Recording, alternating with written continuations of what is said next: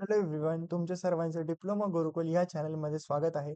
आज आपण शिकणार आहे मोबाईल ऑपरेटिंग सिस्टीमला. ओके, तर चला सुरू करूया. मोबाईल ऑपरेटिंग सिस्टीमला व्हाईट बोर्डवर समजून घेण्याची काहीच गरज नाही. खूप जास्त इझी आहे, म्हणून आपण याला लॅपटॉपवरच समजून घेणार आहे. ओके, तर mobile operating system is an operating system that is designed for mobile devices such as smartphones, tablets to manage hardware, software and mobile application. बरोबर. मोबाईल ऑपरेटिंग सिस्टम काय एक ऑपरेटिंग सिस्टम आहे जी कशासाठी डिझाईन केली? Mobile डिव्हाइसेससाठी. Okay, mobile डिव्हाइसेससाठी design केली. आणि कोणते कोणते मोबाईल डिव्हाइस तुम्ही स्मार्टफोन म्हणू शकतात, टॅबलेट म्हणू शकतात. आणि कशासाठी डिझाईन केली ती? हार्डवेअरला मॅनेज करण्यासाठी, सॉफ्टवेअरला मॅनेज करण्यासाठी आणि डिफरंट डिफरंट जे मोबाईलचे ऍप्लिकेशन्स असतात त्यांना मॅनेज करण्यासाठी काय मोबाईल ऑपरेटिंग सिस्टीम बनवली गेलेली. बरोबर. ही काय करते? प्रोव्हाइड करते युजर फ्रेंडली इंटरफेस. ओके, आता इंटरफेस म्हणजे एक प्रकारचा UI. ओके, हे जे तुम्हाला दिसतंय ना, याला तुम्ही काय म्हणू शकतात? UI म्हणू शकतात. आता मी हे फोल्डर ओपन करतोय. हे पण काय एक प्रकारचं UIच आहे. ओके, तुम्हाला समजलं असेल. तर हे काय करतंय? मोबाईल ऑपरेटिंग सिस्टीम प्रोव्हाइड करते युजर फ्रेंडली इंटरफेस आणि अलाउ करते युजरला to run mobile applications. Okay, मोबाईलमध्ये पबजी असू द्या, वेगवेगळे जे ऍप्लिकेशन्स असतात त्यांना रन करण्यासाठी काय करते? ही ऑपरेटिंग सिस्टीम एक UI प्रोव्हाइड करते. बरोबर. आता आपण काय करू? याचे फीचर्स समजून घेऊ. सगळ्यात पहिला फीचर एकदम सिंपल आहे. तो काय? UI. आता UI म्हणजे काय? त्याचं डिस्क्रिप्शन बघू आपण. UI एक प्रकारचा युजर इंटरफेस. ओके, तुम्हाला सर्वांना फुल फॉर्म माहिती आहे. आता याचं डिस्क्रिप्शन काय? Provide a graphical interface with icons, menus and touch gestures for user interface. Okay, mobile ऍप्लिकेशनचे ते आयकॉन असतात बघा, वेगवेगळे वेगवेगळे. तुम्हाला माहिती आहे आयकॉन म्हणजे काय? मी इथे फक्त अशी एकच मिनिट तुम्हाला दाखवतो. हे बघा, हे सगळे काय एक प्रकारचे मोबाईलचे आयकॉन्स आहे. ओके, हे ऍक्च्युली विंडोजचे मी तुम्हाला दाखवले, पण तुम्हाला मोबाईलचे आयकॉन्स माहिती असतील ना. गेम जेव्हा तुम्ही डाउनलोड करता तो पबजीचा आयकॉन येतो. तर त्यांना आपण आयकॉन म्हणतो. Menus. Okay, different different menus असतात त्याच्यामध्ये. टच गेस्चर्स म्हणजे तुम्ही या मोबाईलवर काय करू शकतात? युजर इंटरफेसच्या युजने काय करू शकतात? टच करू शकतात. बरोबर. टच गेस्चर्स आहे इथे. म्हणजे असं तीन, जर आपण तीन बोटं मोबाईलला खाली करतो तर काय आपला स्क्रीनशॉट निघतो. बरोबर. तर त्याला काय म्हणू शकता तुम्ही? एक प्रकारे touch gestures for user interaction. कशासाठी? युजरला इंटरॅक्ट करण्यासाठी. पुन्हा एकदा वाचून.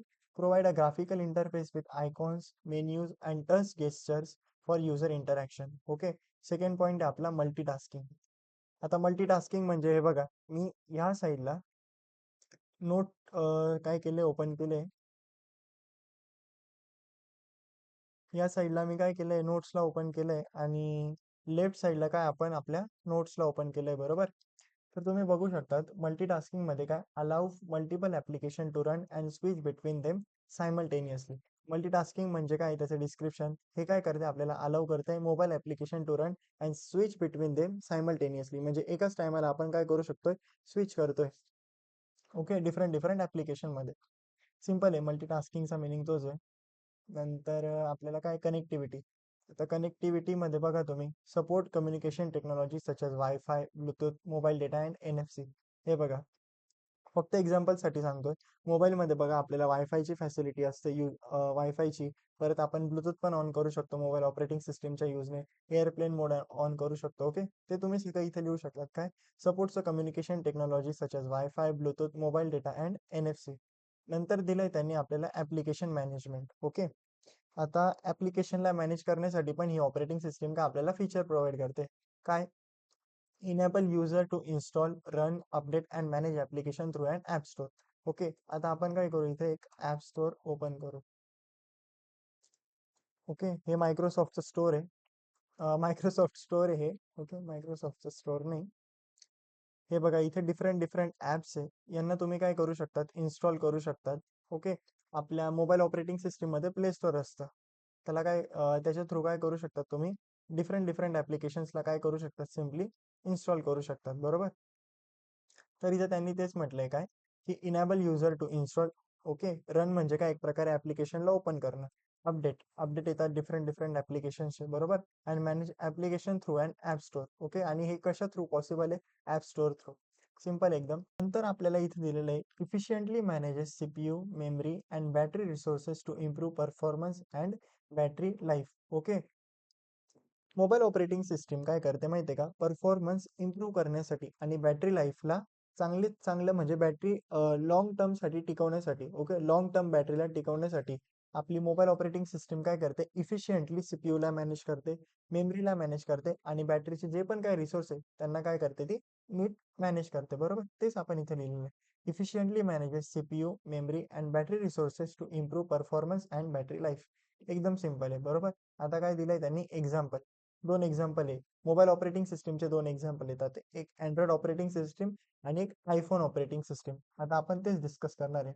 अँड्रॉइड काय एक प्रकारे मोबाईल ऑपरेटिंग सिस्टीम आहे, design by Open Handset Alliance. Okay, अँड्रॉइडची ऑपरेटिंग सिस्टीम आहे ना, ती कोणी डिझाईन केलेली, ओपन हँडसेट अलायन्स. मी तुम्हाला दाखवतो. ओपन हँडसेट अलायन्स एक तुम्ही कंपनी म्हणू शकतात. बरोबर, open Handset Alliance. Okay, spelling mistake म्हणजे ओके. हे बघा, ओपन हँडसेट अलायन्स एक कंपनी एक प्रकारचे, तिने काय केली आहे, सिम्पली अँड्रॉइड नावाच्या ऑपरेटिंग सिस्टीमला काय केलंय, डिझाईन केलंय. बरोबर, आणि लेड प्रायमरीली बाय गुगल. यांना काय म्हणायचं, लेड म्हणजे काय, नेतृत्व. ओके, या ऑपरेटिंग सिस्टीमचं नेतृत्व कोणी केलंय, गुगलने. सिम्पली आपण ते ब्रॅकेटमध्ये लिहिलंय. बरोबर, नंतर and was develop for Android smartphones and tablet computer.